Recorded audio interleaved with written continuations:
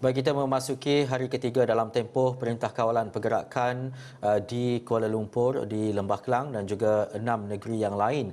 Dan pastinya banyak sekatan jalan raya dilakukan bagi memastikan segala SOP dan juga perkara itu dapat dilaksanakan dengan baik, terutamanya melibatkan mereka frontliner ataupun barisan hadapan di Malaysia. Jadi kita nak mendapatkan dan juga nak melihat tinjauan wartawan Astro Awani Faris Azman yang kini membuat tinjauan berhubung dengan sekatan jalan raya yang dilaksanakan. Faris, boleh teruskan dengan laporan.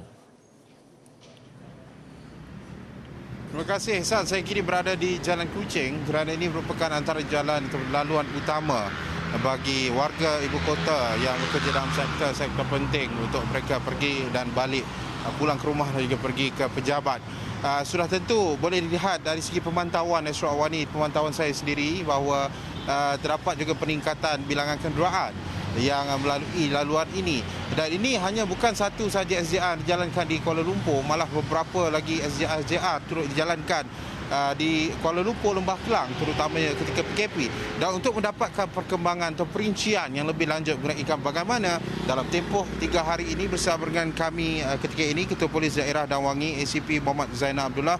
Terima kasih Tuan bersama dengan Astro Awani. Baik Tuan, dalam tempoh 3 hari ini mungkin bagaimana trafik di sekitar kawasan terutama di bawah Dan Wangi?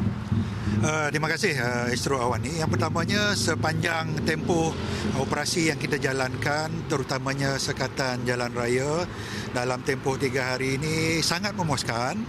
Walaupun terdapat bilangan kenderaan yang semakin hari semakin meningkat, tetapi orang ramai masih lagi mematuhi Perintah Kawalan Pergerakan, mematuhi SOP yang telah ditetapkan oleh kerajaan. So untuk di pusat bandaraya ini, daerah Dan Wangi sahaja telah melaksanakan sebanyak 7 sekatan jalan raya bagi memastikan kawalan perintah pergerakan ini kita dapat kawal.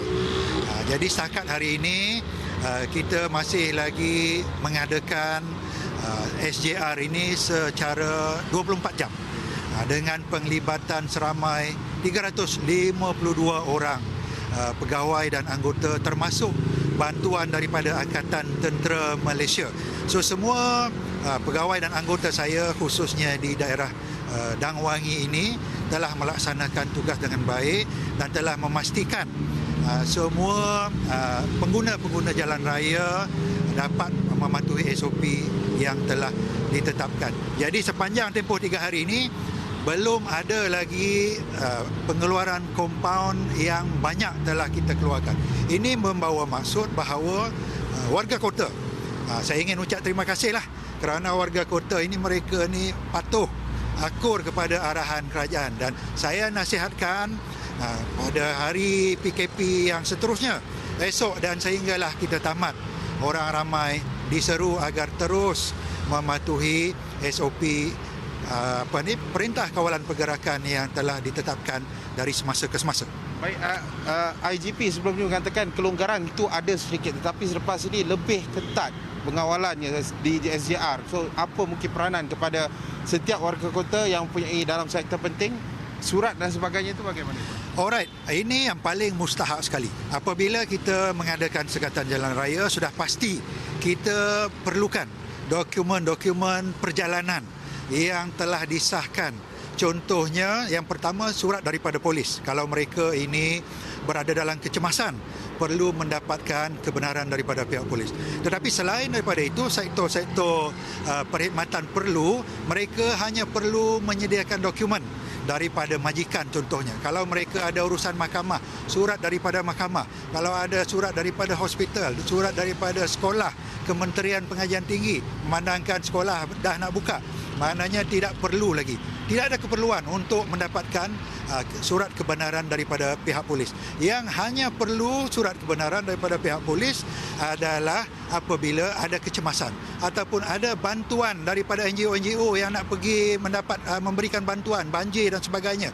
Yang ini mereka perlu hadir ke balai polis, dapatkan surat kebenaran. Yang lain-lain itu kalau mereka dalam perkhidmatan perlu, tidak perlu memadai surat dokumen yang dikeluarkan oleh majikan mereka ataupun pas pekerja atau apa juga surat yang mengesahkan bahawa mereka adalah dalam perkhidmatan perlu. Itu saja yang diperlukan. Maknanya mereka perlu sediakan, bukan apabila ditahan baru nak mencari dokumen tersebut. Perlu disediakan dari pada awal lagi. Apabila melalui saja sekatan itu, mereka dah tahu apa yang dikehendaki oleh pihak polis. Itulah saya menyeru kepada semua pengguna-pengguna jalan raya agar sentiasa bersedia apabila ditanya, bagi mengelakkan kesesakan yang lebih teruk, yang lebih panjang. Sekiranya pada masa itu baru nak semak, baru nak cari di mana dokumen tersebut. Itulah saya nasihatkan kepada orang ramai. Waktu puncaknya pagi, tengah hari, hingga petang, Tuan? Alright, waktu puncak ni kalau di bandaraya ini, pusat bandaraya ini, ketika orang nak masuk bekerja, mereka akan berbondong-bondong turun ke Kuala Lumpur. Dan juga pada tengah hari kadang-kadang ada yang nak keluar mencari bekalan makanan. Walaupun restoran tak buka, tetapi mereka boleh buat take away. Dan seterusnya pada waktu petang, kalau boleh elakkanlah pada ketika ini kita keluar untuk ke bandar, melainkan apabila perlu sahaja. Kalau perkhidmatan perlu tak boleh elak, memang kita kena keluar. Tetapi pastikan ada dokumen yang mencukupi. Itu saja nasihat saya kepada orang ramai. Okey, Tuan. Last question, mungkin soalan terakhir. PKP kita dah menjalaninya Mac tahun lalu. Ketika ini PKP yang sama dalam tempoh 3 hari. Bagaimana peningkatan kesedaran rakyat itu sendiri? Mungkin ada tak alasan-alasan pelik yang diberikan? Setakat 3 hari yang kita telah buatkan pemantauan ini, nampak masyarakat dah mula menjadikan norma baharu ini dalam kehidupan mereka. Maknanya tidak ada lagi semacam kita pada PKP yang pertama dulu. Kerana kita dah melalui lebih kurang setahun dah. Hampir-hampir setahun kita melalui PKP, PKPP dan sebagainya. Maknanya masyarakat dah mula sedar, dah mula patuh dan mula faham akan SOP yang telah dikeluarkan dan menjadikan norma baru, termasuklah menggunakan face mask ini. Saya ni sebab bercakap ni saya buka sekejap, takut tidak clear suara saya. So maknanya mereka dah menjadikan budaya menggunakan face mask, menggunakan hand sanitizer, mengimbas suhu sebagai satu norma baru dalam kehidupan mereka. So alhamdulillah lah, terima kasih kepada semua warga kota dan mereka yang datang ke Kota Raya kerana sentiasa mematuhi peraturan dan juga perintah yang telah ditetapkan oleh kerajaan. Baik, terima kasih Tuan. Itu dia tadi sedikit sebanyak yang sangat boleh dikatakan menyeluruh apa sahaja yang diperlukan oleh PDRM, terutamanya kepada warga kota yang bekerja dalam sektor penting ini. Perlu memastikan bahawa apa sahaja surat majikan, kebenaran polis itu ada dan sebagainya untuk memastikan kelancaran trafik terutamanya ketika waktu puncak. Terima kasih sekali lagi kepada SCP Muhammad Zainal Abdullah, itu Ketua Polis Daerah Dan Wangi. Baik Ehsan, saya akan pergi beberapa kawasan lagi untuk melihat bagaimana keadaan trafik di sekitar kawasan ini. Sebelum ini ke Lebuh Raya, tetapi kali ini kita tengok apa yang ada di sekitar kawasan bandaraya pula, bagaimana perjalanannya, pematuhan rakyat Malaysia terutama di ibu kota ini. Itu yang akan saya bawakan dalam Astro Awani seterusnya. Terima kasih Ehsan, kita terus bersama dengan anda.